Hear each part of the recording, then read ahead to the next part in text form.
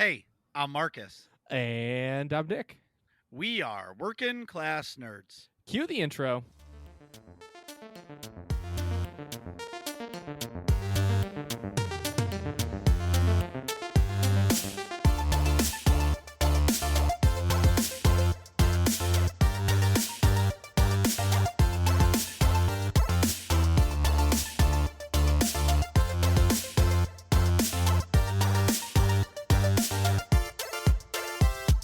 That's right. We are Working Class Nerds, the podcast that gives you no information about your favorite information. Today is Thursday, November 12th, 2020, and you can find this. We've got one of my favorite raid players on our podcast, and you can find this podcast everywhere you can get a podcast. Anywhere you want, close your eyes, click Google Podcasts, you can find us. I'm gonna perfect this, I promise you. Also, you can watch me be the worst streamer ever at twitch.tv/MarcusB814. You can also find the both of us on Twitter. I am at MarcusB814. And I am at Nick Vern. That's NickVern. In this week's episode, we're talking about the release of the Xbox Series S, the PlayStation 5, which you cannot get unless you're Al, and some pretty big SWTOR news. Joining us today is Musselman. Musselman is a fellow Twitch streamer and one of our favorite ever raid teammates. So welcome to the show, Musselman, and what have you been up to? Hello, everyone.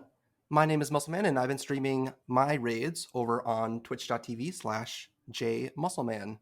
I started streaming my raids back in July 2018, and back then I had no mic, no webcam, and barely knew how to play the game. My stream has grown a lot since then, and now my stream focuses on showcasing the content to players that are not as familiar with the content and raid encounters as I talk through how to do the fights. Thank you, Nick and Marcus, for inviting me on the show. Thanks for coming. So he is correct. So when you do watch his stream, he will explain things to the stream, because if you don't play the game or you don't know the operations or the raids or whatever, it just looks like a bunch of flashing lights that are happening over and over and maybe some circles on the ground. Mm-hmm. And when somebody's explaining that to you, it can help you understand what's going on, and it may get you to enjoy watching the stream a lot more, which I personally like, because if they're doing something that one of my other raid teams are doing, I like to see the variety in the style that they do it, and you get the different perspectives, because like I'm the tank. So I honestly don't care about what the healers have to do and the DPS. But in the Revan fight, when we first started progging the Revan fight, they kept talking about the healer's job, and I had no idea what they were talking about because that's not my job. But after I watched Muscle stream, because he was filling in for somebody doing the Revan fight, I understood what the healers were doing because Muscleman was explaining it. For sure. Yeah, I love talking about the mechanics, and I love explaining that, because one of the biggest feedbacks I got early on in my stream is I don't understand what's happening, what's going on. And it is fun to see someone succeed at the raid, but it's even more fun to understood why they succeeded and what it is that they were trying to accomplish. And succeeding when you're streaming the hardest content, people don't understand. If somebody sees us win a fight and you've been working on that fight for a long time, they don't understand why you're so excited. Oh yeah, it's big. Yes, it's huge. So I when we beat Revan, it was like lights out. Like I didn't know what to do. Anyways, well, thanks for coming on the show, dude. Yep. Nick, what have you been doing? So, I had 3 days off, which was fantastic. Oh, that's nice. I'm going to go, well, yeah, that never happened. So I usually been picking up extra shifts and stuff. But yeah, I had Tuesday, Wednesday, and today off, which so I feel like a different person now than I did Monday night. So I'll start with my third bullet point. So I apparently can't read a calendar. No, you cannot. I was gone at a paintball. Oh, I forgot to talk about that. I was gone at a paintball event all this weekend. Like in the about 2 hours away. Nothing too competitive. It was just a fun 10-man event. But so then went to work Monday, so then I was off Tuesday, and long story short, I was very busy between work and this paintball thing, so I hadn't really been paying close attention to the actual dates for things, and I was like, oh yeah, Call of Duty comes out this week. They usually come out on Tuesdays. Like, games, movies, not movies always, but games usually come out on a Tuesday for whatever reason. Or at least I had it in my head that was true. And I was like, oh, great. Call of Duty comes out Tuesday. I'm off Tuesday. I'm going to pre-download it. Monday night after I get out of work, it'll be great. Then I can just wake up and jam for 3 days. I'll have awesome podcast content. And then I downloaded it and it was like, yeah, it releases the 13th. I was like, what? What do you mean the 13th? So obviously it comes out tonight, like at midnight, East Coast time, the real time. And I'm an idiot. So I thought I had 3 days to jam, and I do not. So I played other stuff. But And you definitely didn't. And the worst part about all this is he got me so hyped. He texted me at like 7 a.m, bro, Call of Duty. And I was like, it comes out today? All right, let's play this game. Yeah, I'm ready. And then progressively through the next hour, I was more disappointed by every text because it was like, bro, you ready for tonight? You ready for tonight? Yeah, I'm ready for tonight. No, I don't think you're ready for tonight. You're ready for tonight? Yep. I think I made a mistake. I was like, oh, why? What? We're going to have to – no Warzone? No, the game doesn't come out until Friday. It's terrible. No, the worst part is, like, I went from, I'm going to have 3 days off in a row. I'm going to jam this. I'm going to finish the campaign in one day, maybe like one sitting. And then just like crush multiplayer for 2 days or whatever.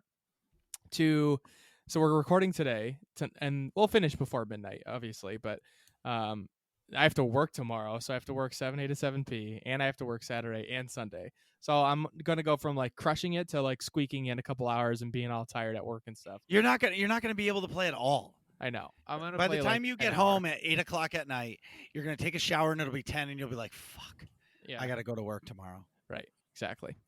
But I have it pre-downloaded, so if I might play like the first level or two of the campaign. Or wake up an hour early and play a little bit of the multiplayer before you go to work. Or I can do both. I used to love that, waking up. Like, I would wake up because I'd be so excited, even though I had to go to work, and I'd get up at 5:30 and just play for an hour. This is pre-kids. Yeah, of course. And I would play it for an hour and like be so hyped to get home and play. And then by the time you get home and play, you're so tired from work, you just pass out. Yeah, that's a good idea. I think I might do that actually. Just wake up extra early because like playing. I don't know. That is nice to like activate your brain a little bit right in the morning. Just get all adrenaline pumping first thing in the morning. Then you're like awake. You barely even need coffee. So let's see. Do you pump it up? Pump up the jam? Oh, I'll definitely pump up the jams. Although the first time playing multiplayer, I'll just have the natural sound. But it is nice to like, especially with like this Black Ops style. I remember back in the day, I used to like just blast music and play, and just be jamming in the zone, just looking for pixels. The auto zone. The auto zone. So I applied for a new job, which is pretty exciting. It's all, I don't know too many details yet, but I'm pretty sure it's going to be like a standard issue 9 to 5, 8 to 4, whatever type of jobs. It's I didn't get it yet, but I had a conversation with the HR recruiter today that seemed pretty optimistic. So the job is a research assistant in the clinical research section of the hospital. So I'm Musselman for reference. I'm a tech in the emergency department now. That sounds exciting. It's very exciting. A little too exciting. So this will be way less stressful. It'll probably be like Monday through Friday, 8 to, normal business hours, versus like 12s and every third weekend that I work now. So it's a little, and obviously not in the ER. I'm just, organizing a study or like uploading data from the study or poking people for, to get samples. So it's definitely a little more low key, which is what I'm looking for. And I get paid more. So I'm cautiously optimistic that I get that, because if I do that, if I get this, then I'll have more time at night, which means more time for video games. And I won't be nearly as tired from not working 12s. But anyways, what I have been doing because obviously I didn't just fill those three days off with nothing. I've been playing Among Us every time I go to the bathroom. Even if I'm just peeing, I'll just stand there and play a match. I think that game's kind of fun. I know it's like cheesy and everyone plays it, but it is cool to just sort of get into a quick game, play, like try to trick somebody that you're not the imposter or whatever, and then get out of there. I've actually, this past 3 days, I've enjoyed playing things that I could just kind of hop in and out of. Primarily FIFA 20, actually. So once I realized I couldn't play Cold War, I was gonna play Modern Warfare. But in order to pre-download Cold War, I had to make room on my hard drive on my PC, so I deleted or uninstalled Modern Warfare. So because it's like 200 gigs or something, preposterous. And then I went to play it on PS4, but because I have 2 copies, but that had like a 40 gigabyte update that I didn't feel like waiting for. So I just said screw it and started playing FIFA 20's career mode that I had started before. And I really enjoyed that. It's nice. You can just hop in, do a couple training things, play a match that's like 15 minutes basically. It's like 6 minutes a half plus you're at halftime to look at the stats or whatever. So that was my like quick fix game in between playing the Outer Worlds. So I progressed, like I probably played 5 or 6 hours of the Outer Worlds. I have not finished it yet. That's a long game, but I definitely am enjoying that. It's lots of Fallout vibes that I'm enjoying. And yeah, I'm happy to actually have some gaming to report this week, and I'll have way more next episode after Call of Duty comes out. Very nice. I understand the FIFA 20 thing because that's how I am for Call of Duty. Yeah. When last week or the week before, I'm not sure. I just wanted to play a game, but with moving and everything going on, I didn't really have a chance. So then I just logged in. I waited for the whatever update it had to do, and I played one multiplayer match, and I went 37-19, and I I completely demolished everything in my path. Nice. and after that, it was like I mic dropped. I was like, all right. I'm not going to stop that. Every match for the rest of the night is not going to be better than this. I shut it off and I went to bed happy. So I do understand that. Yeah. And so I'm going to just say this, and I know if anybody here has moved, moving sucks so bad. I agree. Okay. And Nick will confirm this. Mm-hmm. When I say I'm moving, I'm not just going from my current house to another house. That's not how I roll. Marcus always has to make it complicated. Yes. So I go to a house and I knock down walls, remodel a bathroom. All the floors and the walls need to be painted. I mean, the floors need to be sanded and finished. Like this isn't just, oh, we're buying a nice little house down the road and we're going to move. And then, one day the movers come and the next day you're living there. Not me. No, Marcus, I don't think you understand quite the gravity of what Marcus did. So Marcus ripped down a load-bearing wall. Ooh. And no, properly. So like, the house didn't fall over. It's a lot of work though, yeah. Yeah, so which is like, how long was that thing? Like 15 or 16, 20 feet, something like that?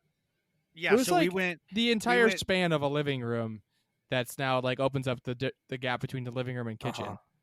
And then completely 100% gutted a bathroom. Like, not like, oh, we're repainting it and changing the faucets and stuff. Like, no floors, no drywall, no insulation, no nothing. All new everything. Like, just the studs in the bathroom. No floor. Like, change the plywood on the floor. You can see the basement remodeled. Well, to Marcus's credit, some of the before and after pictures, and they do look really good, especially like when you painted your house. The different colors, the before and after, it did look really, really good. So, and that's why everybody, everybody's like, I can't believe you're not living there. Well, we don't understand what he's doing. It's a 4-bedroom, 3-bath house. Every room had wallpaper on it. All the wallpaper's gone. All the walls are painted, primed, finished. All the ceilings are done where I knocked down the wall. So in the bathroom and the kitchen, I have all brand new ceilings. There's going to be all new lighting, speakers in the ceiling. I built a new island for the kitchen. The kitchen's getting painted because in a year, once I live there and I know the layout of the kitchen that I want, I'll make a new kitchen. But for right now, it'll do. And so I've been out of control. And the floor's final coat is tomorrow, which means I can move in on Sunday because you want to let the floor sit for at least a day before you start walking on them so they cure. And so my dogs and my kids don't destroy them right away. So Sunday, all of the stuff that the movers moved into the garage has to go inside the house. Right. Nick, how happy are you that you're working on Sunday? I'm so happy. I've been busy for both of these move weekends. I cannot even tell you. I was in that 2 hour away paintball thing one weekend. What was I doing the other weekend? Oh, I had like a bunch of stuff myself to do the weekend prior because I was going to be gone. So I missed like but we were. a light. That Oh was yeah, just a boxing moving day. That wasn't too. I think too crazy. that was boxing and wallpaper removal. Yeah, that wasn't too bad. And then I feel like the bad ones are going to be this last weekend where you moved a bunch of stuff in and I was gone, and then this upcoming weekend. Okay, and so I'm a very proud person. So this is the first time ever in my life we hired a mover. Yeah. And everybody was like, "You're hiring a mover?" And I'm like, "Look it. They're going to move all the heavy shit, all the dressers, all the washer and dryer, all the big stuff they're taking. Couches, I'm not whatever. touching couches, beds, all that shit. I'm not doing it." It was hands down the greatest thing I've ever done. I moved all the boxes myself. I did all of that stuff. But let me tell you something. The fact that I did not have to pick up my washing machine was the greatest thing that has ever happened to me. Your 1960s washing machine? No, I have brand new washing machines, but with they're lead heavy in as it? shit. No, there's no lead in it. It's just heavy as shit. And you put all my clothes in it. The uranium lined washing machine is what cleans the clothes. The radiation does. It just melts all the ketchup stains off. Perfect. Well, see, okay, so here's a little insight into me. So I would say my wardrobe consists of work clothes because I work so much. So at work, if I spill ketchup on my hand, so what do? Am I getting a paper towel or a rag? Probably not. It's probably going on the shirt. 100%. So yeah, 100%. That's why you got the dark blue ones. Yeah, that's right. And so the other day, I was in like normal clothes, and I got something on my hand, and I just wiped it on my shirt, and I was like, "What am I, fucking 6? Like, get a paper towel." Like, I don't even know what's going on right now. I've been so blind. Okay, just in work mode all the time. Just didn't even think about it. It should right on the collared shirt. So I have been playing a game, and it has actually been a great filler for me in this time of no SWTOR and pretty much everything else. I've been playing that Genshin Impact game a lot. Oh, I love that game. It's so good because it takes all the good parts of Breath of the Wild and leaves out the dumbest part of Breath of the Wild, which is the stupid weapon mechanic where your weapons break. This one, you can hit stuff as much as you want and you don't have to worry about it. I personally like that. Mm-hmm. But what I like about it is I can turn it on my computer, and this has been my quick fix. Turn it on. I'll do a mission or two or a couple quests, or I'll just go explore a little bit, kill some enemies, and then I'm like, all right, I'm good. But can we all have a moment of silence for the original Xbox Elite controller? Oh, no. The right trigger, the right trigger finally like broke. Like I have to pull it really hard for it to like sense. I've had the original Xbox Elite controller forever now. I think you bought it like basically when it came out. Yeah, I did because I wanted a new controller. And so anyway, so my new controller came in and I bought where is it? I don't know. The Razer something or another. Yeah. Razer Wolverine. I don't know. Anyways, I haven't used it yet. I'm excited for it. Also, too, when I come back, like I haven't streamed, and it sucks because I felt like my stream was finally making a nice pass because like I was getting, I was breaking double digits almost every stream, which is great, and I loved it. And the best thing that I've done is I shut off the viewers, so I can't see how many people are watching it. And for me, I really enjoy that because it almost takes the pressure off you. Like, oh, definitely. You know what I mean? Like, I don't really care how many people are watching me numbers wise. If you're here talking to me or watching me, I appreciate you. You know what I'm saying? Yeah. And I miss it. I really, really, really miss streaming because I miss all like everybody that pops over and wishes me good luck in a raid when they're raiding with me at the same time, or, just the people that come by and say hi, or even if you lurk and watch, like it's so, I don't know. I enjoy it a lot and I thank everybody for it. But when I do come back, my game came out, Dirt 5. I've mentioned it before and on the podcast that I love this racing game. I'm really excited to get into it because it's just I don't know. It's like my little fun game that I like to play. And yeah. And lastly, thank you, Amazon. I was so proud that I pre-ordered my Xbox Series S and and I just got notification that I'm not getting it until the middle of December when it was released Tuesday. Oh my god, that's Yep. terrible. And if you go I stopped at one of the game stores to see if like you could get a system. They're not even shipping the systems to stores right now. You can't walk into a Best Buy and buy it unless you pre-ordered it. You know why? Why? Because they are afraid people are going to line up and get COVID from it. Oh, I hadn't thought of that, of like hordes of people going to the store. Well, because I remember like when the Xbox One came out, there were lines outside Best Buy every day.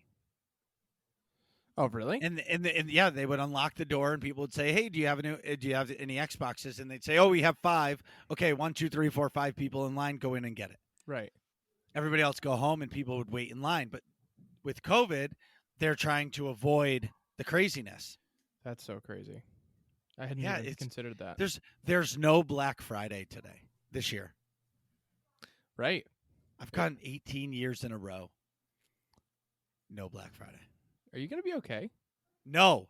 It's like my favorite holiday every year. I get to watch crazy people go insane. You can say I'm a crazy person because I do it, but I go with my little brother and I love it, and we've been doing it forever, and it's completely awesome. And yeah, it used to be really crazy. Now it's really like tame and people are polite. But when we first started doing it, literally, if you didn't have a strong back, you got trampled. Like those were the good old days. Like there was 5 TVs in the middle of the room and it was a free for all, and like people would be pulling it, punching each other. Like we saw straight up fights for the TVs back in the day. Damn. But it's not like that. Yeah, everybody's a wuss now. Everybody's like, "Excuse me, sir. Would you mind if I take one of the 3 TVs that you have?" "Oh, thank you for asking, sir, but no. This is for my wife, my uncle, and my cousin." "Okay, thank you so much. Have a great day." And you're like, I'd be ripping that shit out of the cart if it was back in the day. 18 years ago, it was a free-for-all. It was like the WWF Royal Rumble for TVs because that's when flat screens were legit. Right. If you got a flat screen 18 years ago or 15 years ago, however many years ago, you were like king shit. Yo, I got a 50. Oh, wow. I only got a 32. 32. Check this out. Check this out. Yeah, exactly. And there were actual deals too. Yeah. And then we have to give a big shout out to Al, friend of the show. He's the only person that I know that actually got a PlayStation 5. I don't know how he got it, but he got it, and he sent us a picture today. He won almost like a raffle, like because he plays so much PlayStation or something. Either because he plays so much or because like he bought a lot of PlayStation products or something. Like he opted into some email thing and Sony picked him to be like one of the people that just gets a pre-order if they wanted it. And he was like, "Hell yeah, I want it." They had like a certain number that they just gave to like essentially PlayStation super users or something like that. Oh. So well, he does play, and he does actually play a lot. Yeah. And mind you, everybody, he just got like a $30,000 computer. Not literally 30 grand, but he just got the dopest dope computer. I don't think Alienware sells a better computer than the one he bought. No, he bought the nicest one he could possibly buy from Alienware. Exactly. Which is insane. What did he get for a video card? Did he wait for a 30 series or no? Yeah, he got the 3090. Oh my god. You can't even get that card. Like I've been trying and I can't. Like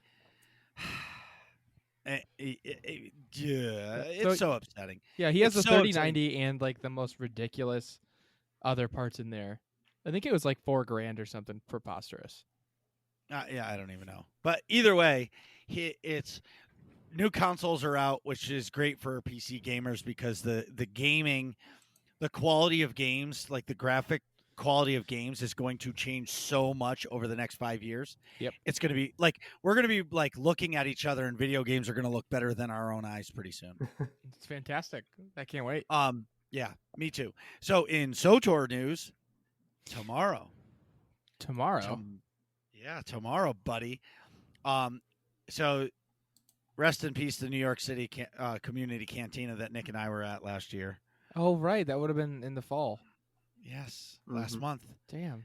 Yeah, sad face. So anyway, so to compensate, they are they're hosting their community cantina tomorrow at 5:30 p.m. Eastern. It's on twitch.tv/SWTOR. So far, the Jedi Knight, the female Jedi Knight voice actor is going to be on it. I think Darren DePaul is going to be on it, and there's one more. I don't know who the other voice is, but they showed Valkorian, which means that's Darren DePaul. Mm-hmm. So that'll be pretty cool. They'll probably interview them. They're saying that that's the pre-live stream, so probably they're gonna do a little interview with all them and then go into the actual live stream. Mm-hmm.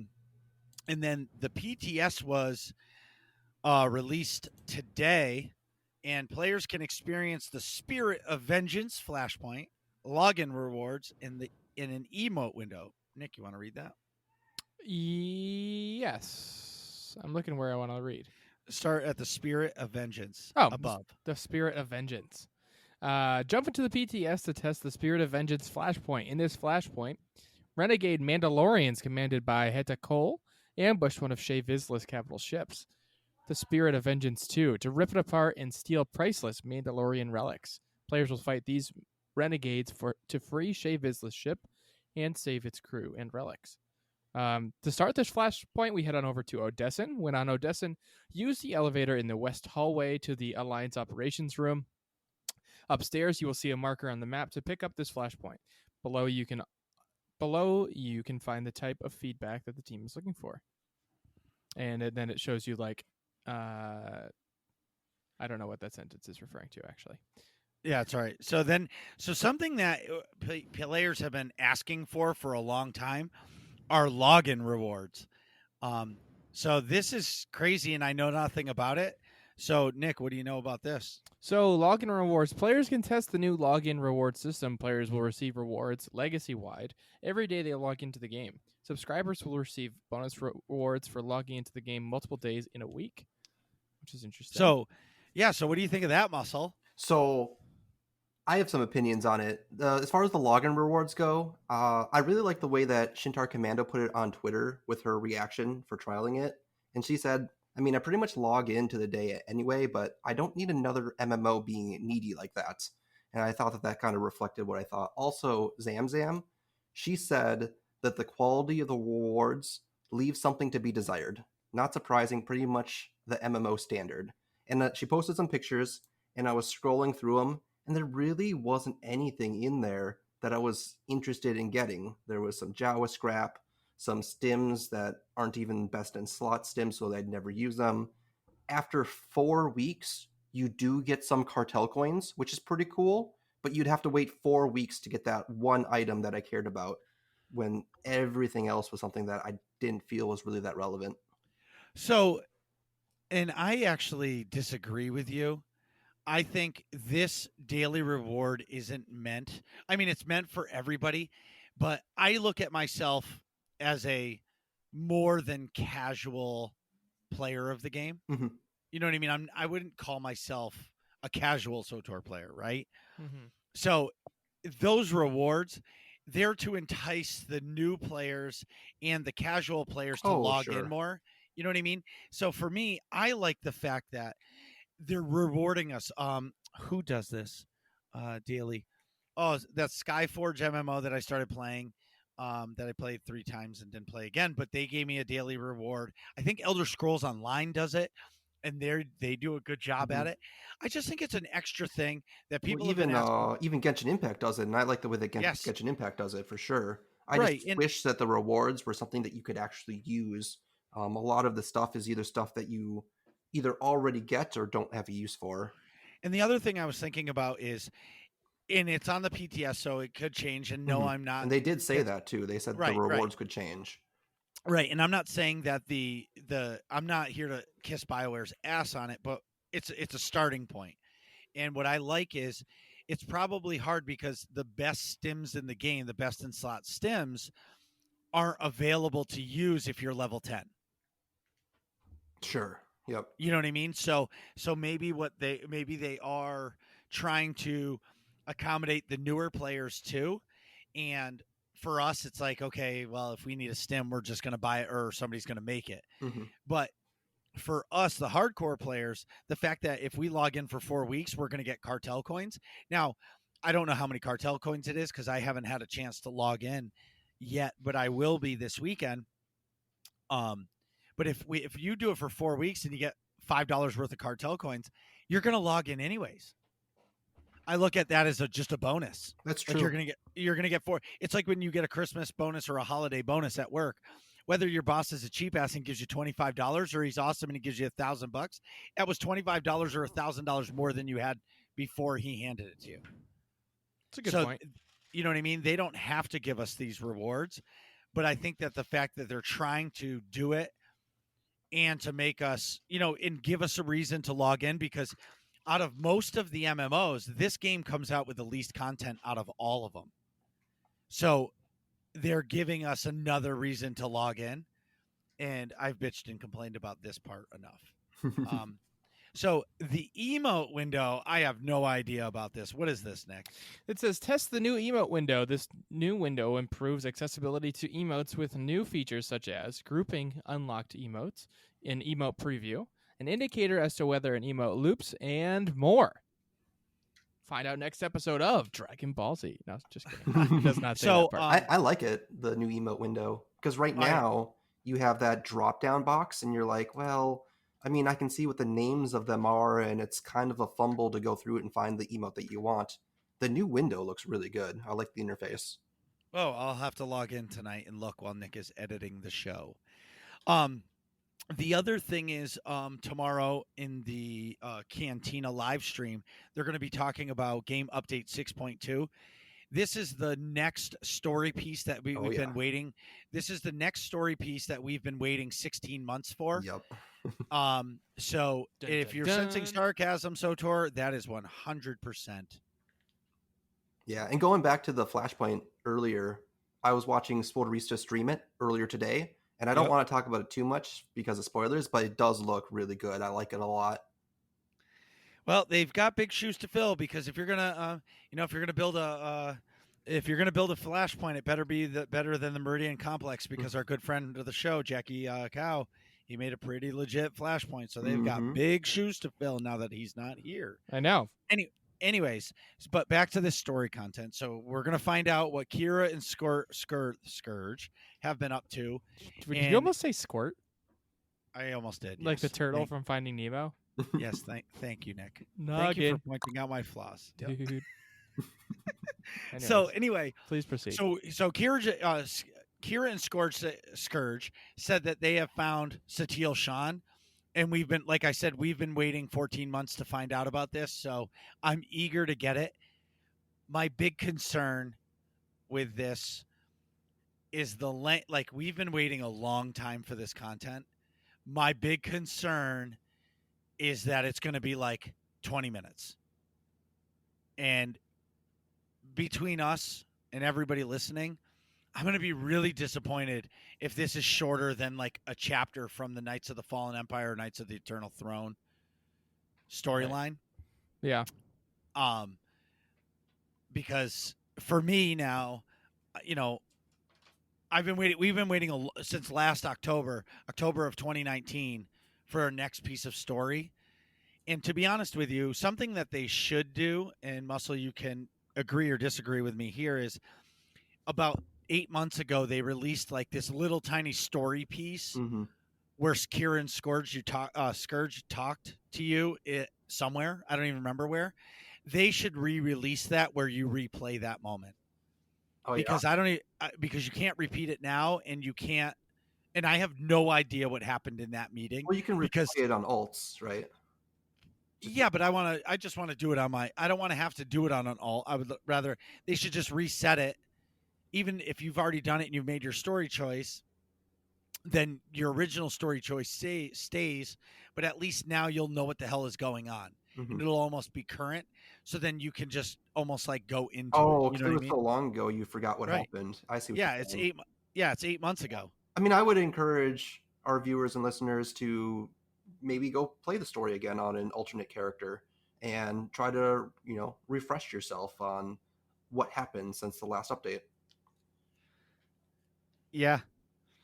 And then let's give a big congratulations, woot woot, to Peter the Cellcath. Yes. He was our next community content creator of SWTOR on the launcher. Our community highlight series is back, and this series of articles shines a light on the members of our content creator program and the people who create walkthroughs, videos, guides, and provide entertainment for the fans of Star Wars: The Old Republic.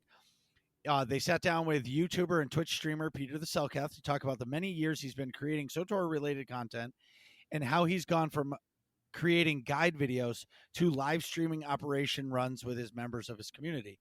So on the launcher, checked out this interview. It's actually pretty cool because when you watch somebody stream or you watch somebody's videos, you don't really get to know them as a person, and reading the interview kind of lets you in under the hood a little bit. Definitely. Yeah, because I've been watching Peter for a long time, so I know him pretty well. But if you're like a first-time viewer, you don't know who he is, the interview just gives a really, really good, just kind of like baseline understanding of who he is and what he does and that sort of thing. That's awesome. In AIE news, Fridays continue to be the fun second fun night in the guild. We switched from Flashpoint Fridays to Achievement Hunting Fridays, and then once a month we do Mega. That's a monthly Epic Guild activity. This month has not been settled yet due to, I'm not even going to repeat it again. Everybody knows what I've been doing for the last 2 weeks. The move. But what I am thinking, because the event that shall not be named. Ooh, that's a good one, Nick. You need an acronym now. That's kind of a mouthful. TE. Oh, whatever. Anyways, please continue. But I'm thinking maybe doing a Black Friday mega, because I won't be Black Friday shopping. So maybe we'll just do a mega event that night. What do you guys think about that? I like a Black Friday mega because then it gives people who might also be Black Friday shopping a little something to do, especially if you've got that like maybe literal hangover from Thanksgiving or figurative hangover from like food hangover from Thanksgiving. It's just nice to like have a little something to look forward to after. I always like having something to do the day after a holiday because I feel like you get kind of down. Especially now, like there's not a whole lot to do on Black Friday, so I think that's a great idea. What do you think we should do? Can you do some kind of shopping themed something? No. Scavenger hunt? I don't know. Ooh. I haven't done one of those in a while. Like a where in the world is so-and-so? Where in the world is SEMA San Diego? Exactly. We did that a few months ago. But I didn't want to rope in SEMA, but well, she is the guinea pig that always gets hidden. The last Where in the Galaxy is SEMA San Diego, the grandfather world boss kidnapped her and hit her, and that's where we ended up on Bel Savis. And I mean, the event is awesome for everybody in it except SEMA because she just has to stay logged in for like 2 hours and standing there doing nothing. And, because she can't really say that she dies because then everybody will know where she is. You know what I mean? Right. So, yeah, let's do that. Boom. Black Friday mega scavenger hunt. Potentially where in the world is SEMA San Diego. So, if all this sounds fun to you, go to aie-guild.org, jump on Discord, and ask for a guild invite. Whether or not you play Star Wars: The Old Republic or any of the other games we play, and I mean any of the other games, the one that Marcus talks about that has a Japanese name that I forgot entirely, Genshin something, I think. Genshin. Genshin, thank you. Whether or not you play Call of Duty Cold War, which I will definitely be playing a whole lot of. That clan will be created tomorrow. Yes, tomorrow. Marcus, let me know how I can get involved there. But yeah, come play games with us. AIE-guild.org. Oh, and just for the record, everybody, AIE is on the Starforge server, which is the best server. So if you're new to the game, make sure you join the Starforge server. Yes, indeed. Nick, how are you feeling right now? As per usual, I have to pee. All right. We'll be right back. Jeez, Nick, hurry up. We're trying to finish this podcast. And we're back. So today we were going to talk about the Xbox Series X and PlayStation 5, but nobody can get them. So we're going to skip right over it, except for Al. And Al's not here. So we can't really talk about items that nobody can get their hands on. So let's get to know Musselman. Exactly. Let's get to know Hello. Musselman. Marcus, how do you want to start this off? All right, so tell everybody first off where they can watch your streams. I stream on Twitch at twitch.tv/jmusselman, JMUSSELMAN. So everybody go to twitch.tv/jmusselman and give them a follow. Heck yeah. Second question is, how come you don't make guides? Oh, I Because want you to. explain, I'm- so I'm- you explain these fights so well, and I haven't seen you do it, and I know I'm putting you right on the spot. Like, Oh, yeah. why haven't you done it? But like, even when you're wiping all the time, you're wicked calm, and I've actually never heard you be toxic.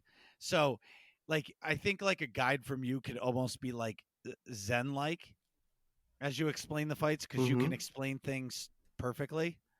Yeah. So low key, some inside information. I'm Don't tell already anybody, working on it. Nick, don't tell anybody. I'm All already right. working on it. I'm going to make an entire YouTube series talking about every single fight, all the content. It's going to take a long time. I need to make sure that I do it right. I want to make sure that it is something that will last a long time and something that people can really get value out of. But I will do that. I'm already looking into some different video editing techniques and those sorts of things. But yeah, it's coming.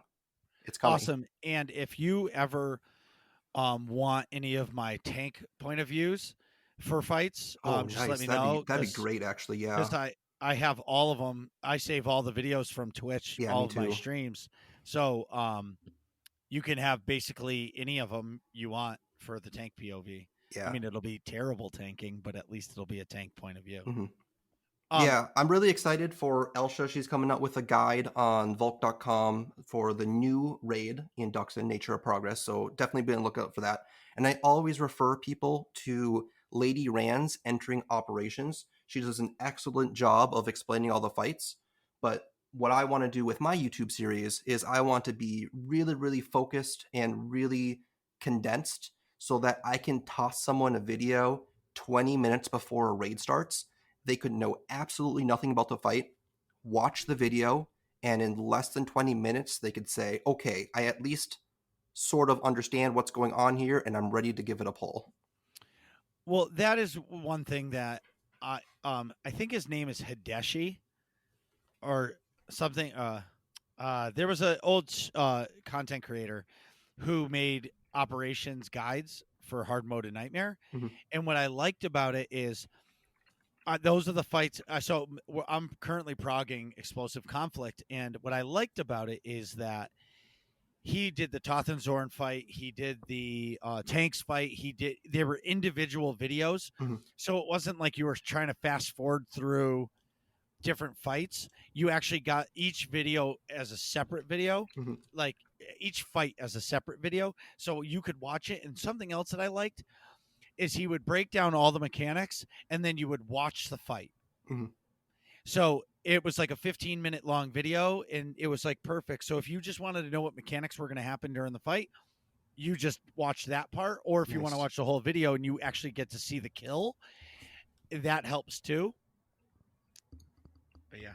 Yeah, if you have a link, I'd like to see it because I'd like to learn from those sorts of things. I already have like a tab of bookmarks where I save a lot of different guides that I have seen, mostly the ones like on Dolphy, for example. But I'm not familiar with that one. I'd like to take a look. Will do. I'll send it over. So, I have a sort of a non-SWTOR directly Sure. related question. What other games do you play besides that's a Star good Wars: The question. Old Republic? Yeah, so we talked about Genshin Impact earlier. That's been taking up a lot of my time lately. I really, really enjoy that game, and it's very mechanics-based with the elemental interactions. I like that a lot. Another really good mechanic-heavy game is Magic: The Gathering. I play that IRL in paper, but also online with MTG Arena. How cool is that? Yeah, What's that? It's Magic: The Gathering. It's a card game. Sorry, I didn't put together MGG. Yeah, MTG. Yep. Got it. I play a lot of League of Legends, not as much lately, but it's another game. I like the very, very mechanic heavy game. So like League of Legends is another one where one small move when you're playing at the high level could be the difference between a win and a loss. And then Interesting. sort of in the same vein, kind of Final Fantasy 14 is a game that I sort of dabble in right now. I haven't really gotten into raiding there yet, but I want to start getting into the Savage raids. And then, outside of that, like pretty much any sort of Legend of Zelda game. Well, so to Final Fantasy 14, Mhm. the hardest part for Final Fantasy 14 for me is the game is gated by story. Yes. So it That's my forces biggest you complaint. to Yep. it forces you to do all the bullshit quests to be able to do a dungeon, to be able to do a flat an operation or a raid, whatever they call it in that Yep. game. But for me, like, I understand you want me to play your story, but don't make me do every single mission there is in order to be able to do it. Yeah. And then what happens as you're playing, they're giving you more XP, but you're out leveling your area. And then you're not getting any XP, but you're being forced to do the story Yep. to allow you to do stuff. Um, that's what really turned me off from it because Yeah, it's actually, such a grind. And the yes, story, I feel like I got baited because I was told that it was one of the best stories for an MMO. And to be fair, it actually is a pretty good story, but the way that it's implemented, the way that it makes you go through it with all these fetch quests, just constant fetch quests back and forth, back and forth. Oh, I can't help you with this. You got to go talk to this other person. And that's pretty much like the entire game of the MSQ, the main scenario quest. And it's just such a grind to finally get through each expansion.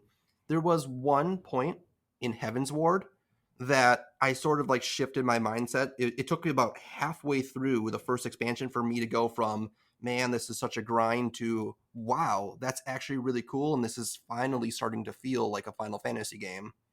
But it is such a grind. the base game is awful.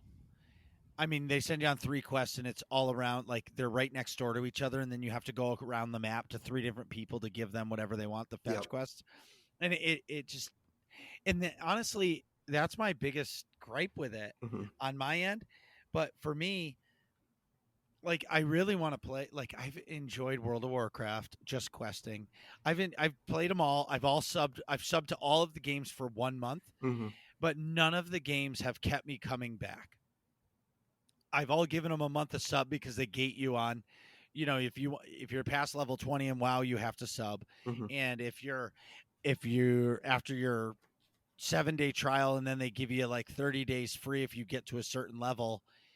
And once you do that, you can't even log into the game unless you have a current Yep. sub for Final Fantasy. So I just haven't.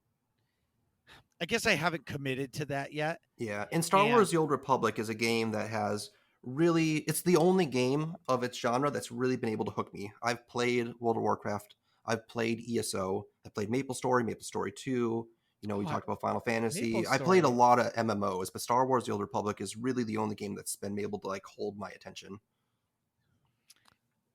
would Hey, you say that's because it's Star Wars? It's a lot to do with that for sure. The ability to just get immersed in the world, whether it's holding a blaster or holding a lightsaber and going out in the world and tackling on these different adventures. It feels really, really immersive in a way that the other games, at least for me, don't capture. I know ESO is a game that other people would feel the same way for. It didn't capture me the same way that Star Wars did. I I agree. Because go ahead, Nick.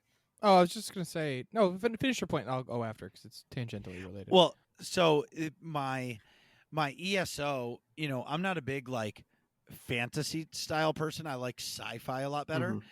And ESO I really wanted to like, but the combat system I'm Yep, not a fan of. me neither. And it was really I've tried it. I've tried to play it 3 or 4 times, and every time it's just always meh. Yeah, Like, that's actually a good point. I actually really do enjoy the world of ESO, but because the combat is so, I don't know, it's just so, I don't know the word for it. It just feels off. But Yeah, it yes, feels a that's little such a clunky. main turn off. Clunky, yeah, clunky is a good word for it. Like I feel like they try. I can actually chime in because I played a little Yeah. bit. I played a ton of Skyrim, right? And the Yeah. combat system's sort of trying to take Skyrim's, at least for me, it feels like it. They're trying to take Skyrim's combat system into an MMO, and in an area like it's a you almost need that like tab target sort of combat for an MMO, and it doesn't really have that. It's sort of staying in first person or in third person doesn't feel right either. I don't know. It just felt something about it doesn't quite translate from a story driven RPG single player to an True. MMO. You need Yeah. to I like love. either commit to one or the other, but trying to do both feels like you're doing neither correctly. Yep. I love Skyrim. I love Oblivion. I love Morrowind. Morrowind is just such a fantastic game. I've spent so many hours in that, but ESO has not been able to capture me the same way. Yeah, I thought so too. I want the earlier point I was going to make was you talked about enjoying games with specific that are sort of mechanic heavy. Mhm. I don't know if you like shooters at all, but if you do, I think you might enjoy Rainbow Six Siege. The whole I've watched a lot of that actually. Yeah, I've watched a lot of it on streams. I don't have it myself, and I'm not really into shooters as much anymore. I yeah, definitely was in, many years ago. right. I think I got burned out on shooters after like Call of Duty 17. After Call Y- of Duty 17, I just kind of I played a Yeah, lot of the Call of Duties. I'm with you. After sort of basically, I think after Modern Warfare 3, I sort of my Call of Duty ink started to dwindle, and especially when they got like the jetpacks and exosuits got Hmm. involved. That's what Marcus and Well, I both tuned out.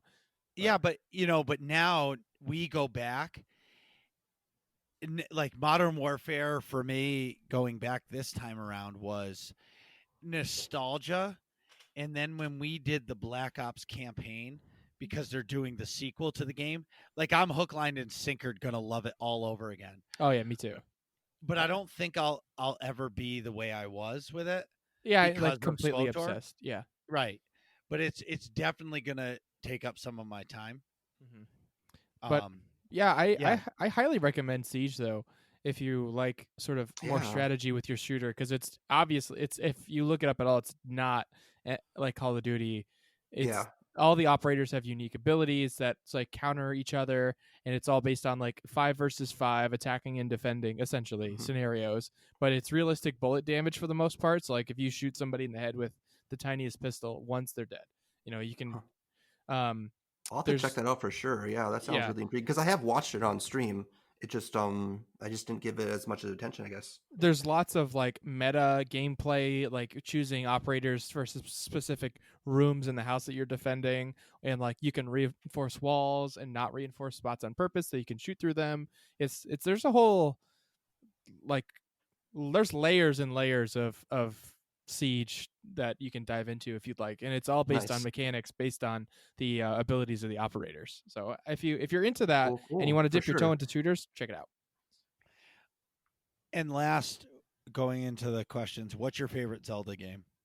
I love Oh Breath of the Wild. I know that it didn't really hit you the same way, but that is my favorite Zelda game, Legend of Zelda Breath of the Wild. It just what it does the same thing that Ocarina of Time did, and that was create a brand new game. Ocarina of Time was a brand new game. It introduced the concept of Z targeting. It was the first game to have a targeting system like that, and sort of laid out the framework for generations to come. Every single game kind of looks at Legend of Zelda and how they did their targeting system for how they do their game. And it's Ocarina of Time. It's a very linear story, but when I was younger, it sort of felt very open world. And so when I go back and play Ocarina of Time now, I don't sort of get that same sense of magic I did when I was younger, when I was first going out into Hyrule and seeing this open world. But I did get that sense of magic again in Breath of the Wild, and just the ability to go out and do whatever it is you want to do, write your own story. And they redefined what it means to be an open world game in many different ways. You don't have a leveling system, you have a gear system instead. And yeah, so many different things that they did with And that the game I really world's enjoy. and the world's dumbest mechanic where your sword breaks mid-fight. Yeah, that is a complaint. I understand why it is that way. The reason they have to do that is if you were to storm into the castle, if you were a really good player and you could actually survive with a tree branch and storm into the castle and pick up the biggest, heaviest weapon that you could find, And if that weapon didn't break, it would sort of break the game in a way. So you need to give players a reward for doing that. You have a really, really big weapon now, and you can kill things that you normally shouldn't be able to kill that early on. But at the same time, it can't break the game in such a way that now the entire game is just a steamroll and it's not enjoyable. So Yeah. they take that weapon away from you after you use it so much. Well, yeah. So But yeah, it's the gate. It's to gate people from running through the game. yeah. That's all it is.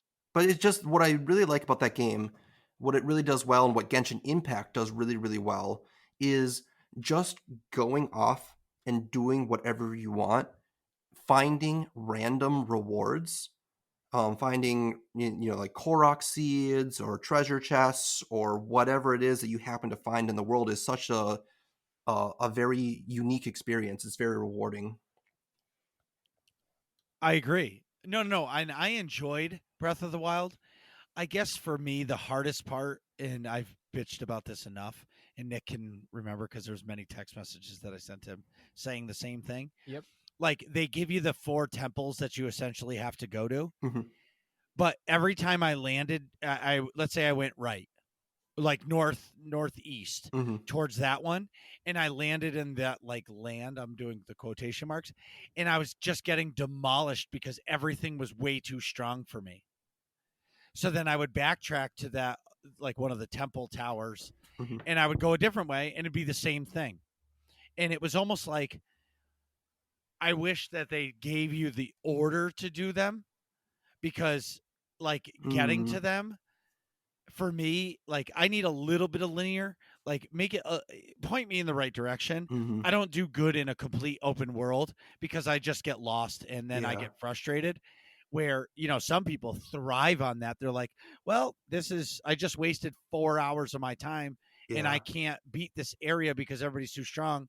I'll just erase that or just go back to another teleport point and then start Yeah. over. And for me, I'm just like, okay, I just wasted 4 hours playing this. This Mhm. is like, Yeah, well, every time you clear a temple, you get a new ability, right? And one of the best abilities is Rivali's Gale, which is in the temple that is the farthest away from you on the map, which means that Right. psychologically, it's going to be like the least. It's going to be the one that you do last for most people, just because you're gonna start from where you start and then slowly branch out, and it's kind of a I don't know. It almost seems like a design flaw that you put like a super duper useful ability at the very, very end.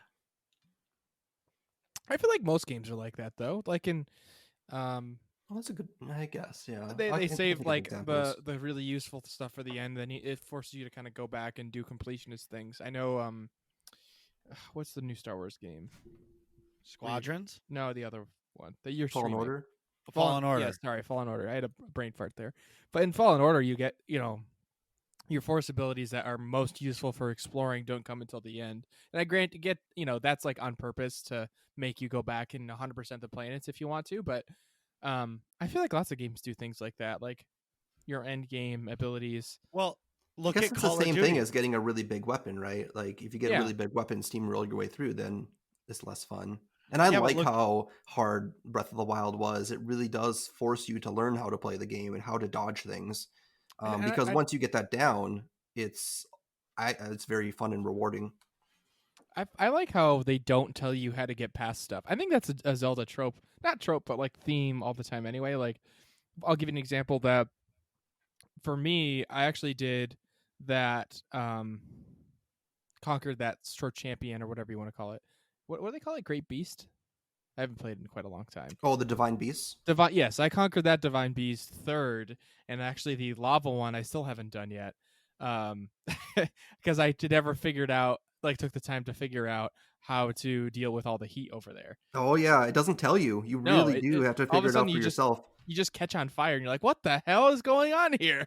I was Um, flying in there one day. I was like, "Oh, I can just fly in, no problem, right?" And it gives you that warning. It's like, "Hey, you better turn back, otherwise you might start on fire." It's like, that's a really interesting proposal. Oh shoot, I'm shit, on I'm on fire! fire. Like you Right? just die. well, Yeah. and the same thing happens right in the beginning of the game where they tell you to go get something. It's a temple at the top of the mountain, and you Mhm. don't have warm clothes. Oh yep, Right. yep.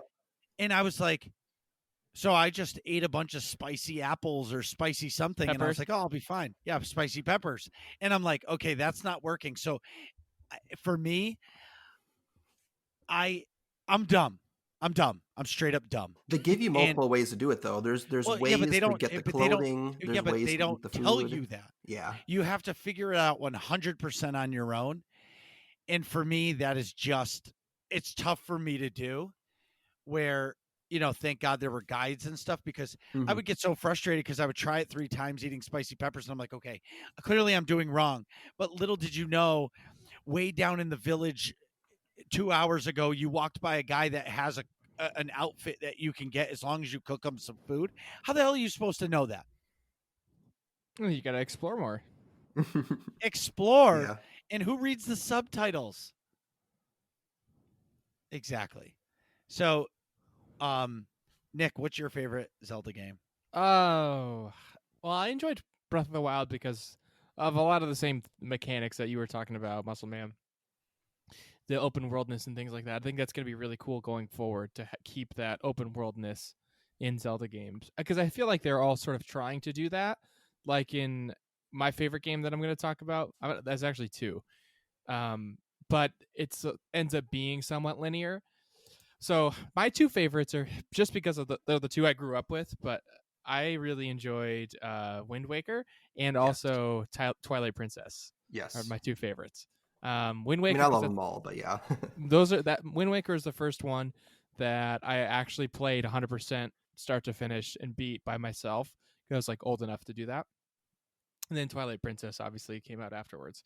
But I just enjoyed like the drastic art style difference of Twilight Princess, and I don't know, the story's cool. Like the mechanics of going back and forth and turning into a wolf or not. And I think I actually 100% of Twilight Princess. I 100% of both of them actually. Now that I'm thinking of it, but Sweet. I enjoyed both of those, and I think I haven't enjoyed Breath of the Wild because as much as those two, not because it's a worse game, but just because I haven't had the time. I didn't have the time to like really sink into that because I was either in class or working a lot or the sort of time frame of not having as many real world things going on. Mhm.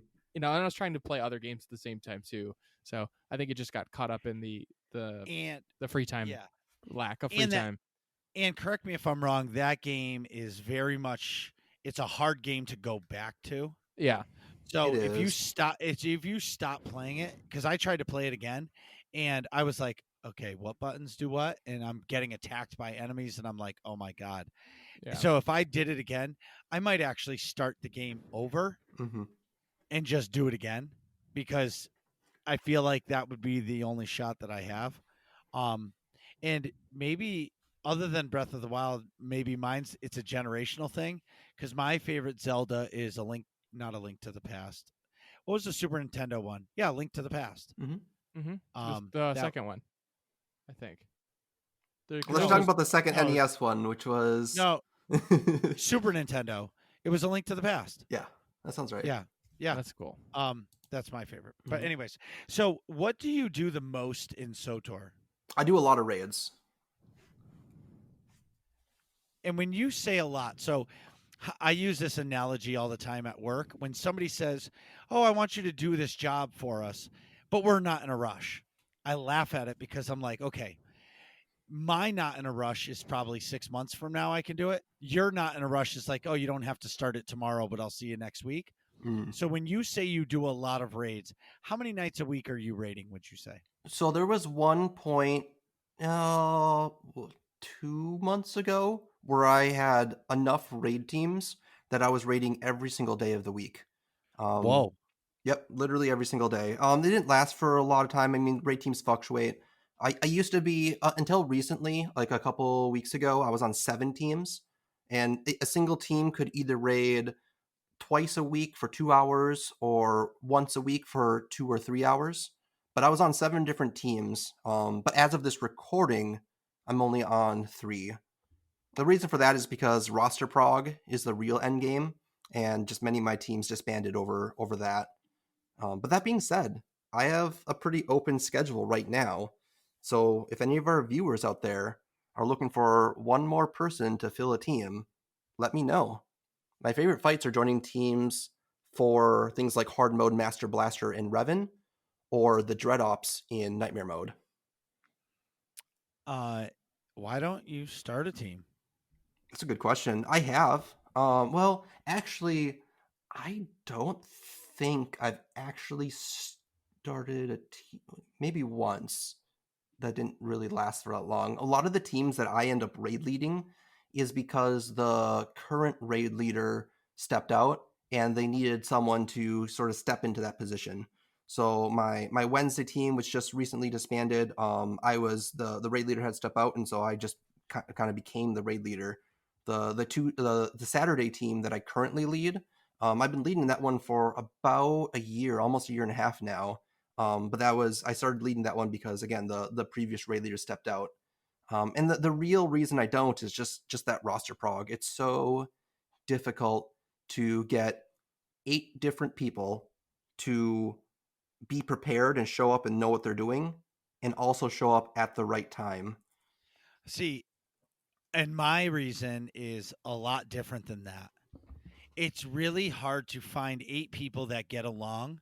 Mm, And then if somebody is out from that 8-person team that you really enjoy, and then you have to find a sub that fits the mold of the team. yep. Because if you have somebody that is maybe a little arrogant or maybe a little loud or just, or just brutally honest, somebody on the team always has a problem with it. And and it makes it really hard for a raid lead. Mm-hmm. Um, It does for but sure.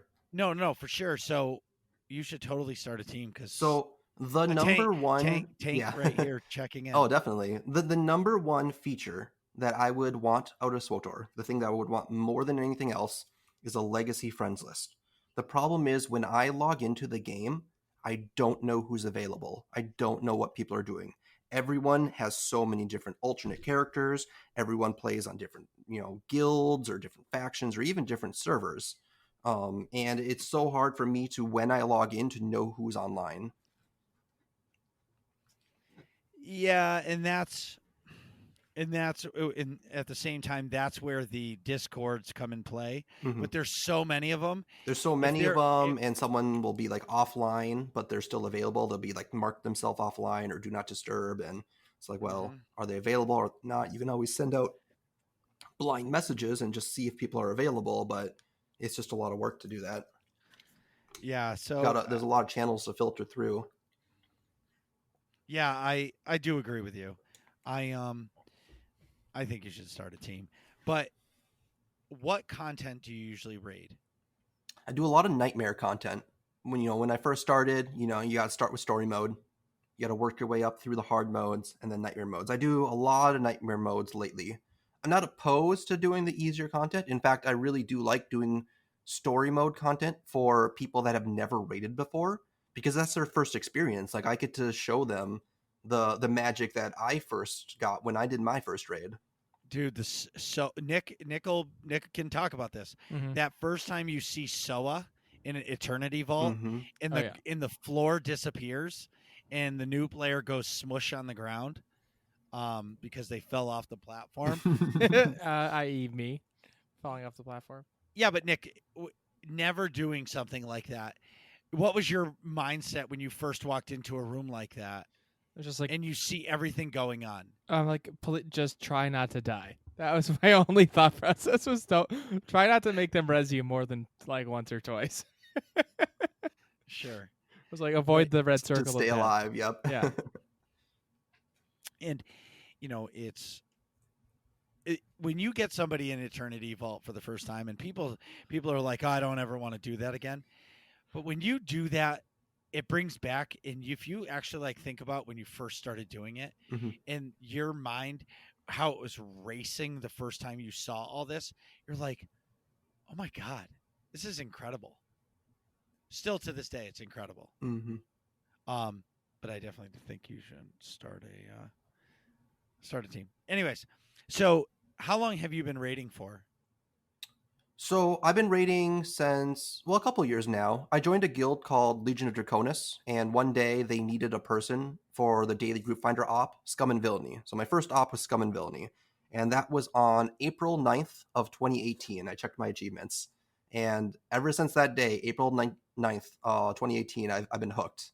And, the thing that I like about it is just working as a team to accomplish a goal. And what we said earlier at the very beginning of this was that moment, that feeling of you've been progging something for so long and you progressed so much that you finally were able to complete that boss or that raid. You were able to finish it and you were able to down that boss. You were able to defeat Revan. That's such an incredible feeling. I can't agree with you more. In learning it is probably in learning these things and progressing through the modes is such a cool feeling as well. Mm-hmm. Like almost like learning with the group of people. Because even if the thing is even if 7 people have done it, when you're in the harder modes, if one person hasn't done it, you're not going to just run through and clear the content. Everybody needs to know what the hell is going on. Yeah, especially for the harder stuff, for sure. Yeah. Speaking of harder stuff, do you have any advice for people or raiders who want to get better at the game and maybe take on hard mode or nightmare mode one day? That's a very good question. I actually have some really good advice for that, and I think that this is some advice that would be relevant to everyone, not just raiders. Mm-hmm. So for context, I'm in a nightmare guild, a nightmare raiding guild on SWTOR called Inconsistent. They have a Discord. There are many conversations about the game that take place there. And just yesterday, a player asked a question, and the question was something along the lines of, does anyone have any experience with the set bonus? And this led to a discussion where someone who goes by Jay the Returned had the following to say about the topic. I'm simply stating that the mindset is off and you're asking the wrong questions. If you ask the right questions, you can easily become a really good player at any game. The difference between a really good player and an average player is pretty much the following. Number 1, reading things. So tooltips, set bonuses, passives, abilities, pretty much anything relevant to your class or the encounter. Number 2, practice and time. Number 3, thinking about how you can adjust your rotation for a fight or do something differently. And number 4, don't just go through the motions. Constantly be analyzing, analyze every GCD and pull, and try to perform better. I think that's great. That's what he said, and I think that if you follow those 4 steps, you will become a better raider. I do agree with him a lot, but it's also as a new player, Mhm. and I'll use myself, going from as a DPS to a tank for the first time Yep. when Onslaught came out and learning how to do it, it's overwhelming. Oh, it is, for sure. And the hardest part is if you're doing story mode tanking is much different than hard mode tanking. Mm-hmm. In hard mode tanking, the difference between hard mode tanking and nightmare isn't that great, but it's enough to where there's a difference because now you have maybe all 4 DPS are hitting the boss really, really hard. So if your opening rotation isn't perfect, the boss is going to turn and hit the group, and that's could wipe the whole team. Yeah. So there's that. That is something that it's hard when you're a new player to understand all this because Sure. I'm going to be honest, I don't understand everything from what each passive does and what each ability does to perfection. I can read it 100 times, but until I hit my endure pain at the right moment instead of the wrong moment, you don't understand actually what it does in my mind. Yeah, and I think that kind of segues into another point that I really want to make, and that is learning how to ask the right questions in order to improve. Like, what is it that you're struggling on? What is it that you need to improve? And one of the things that I really want to highlight, and this is relevant to anyone, is that many of the skills that you learn in this game are skills that you can use in real life. How to work as a team and accomplish a goal, how to show up prepared, being on time, conflict resolution, handling frustration, etc. And learning how to ask the right questions to perform better is one of those skills. if you ask the right questions, you can easily become a really good player, both in game and in real life. The one I heard is the frustration for Mm-hmm. me, and I can only use myself as an example. It's sometimes hard when if there's 8 people on a team and 7 people have beat this fight and you're the one person that's holding the fight back, and but you still have to learn the fight, Mm-hmm. and you can hear the frustration in other players because you wiped for 2 hours on the same boss, and you know in your head it's not that hard, but you just don't quite understand it yet. Being that player that is the least knowledgeable on that fight is always tough, and I'm always that guy because I'm new to the harder content, and it is frustrating on my end to have to listen to the frustration of the team. And they've there's one team in mind I have, but they've never been rude to me about it at all, ever. But you can hear the disappointment, and I don't care who you are, it wears on you. And I will say it does drive you to be a better player, Mm-hmm. because Yeah. if you're, I'll even take it back to paintball. In the beginning, I felt like I was a liability, but by the time I finished playing, because I had kids, I felt like I was an asset to the team.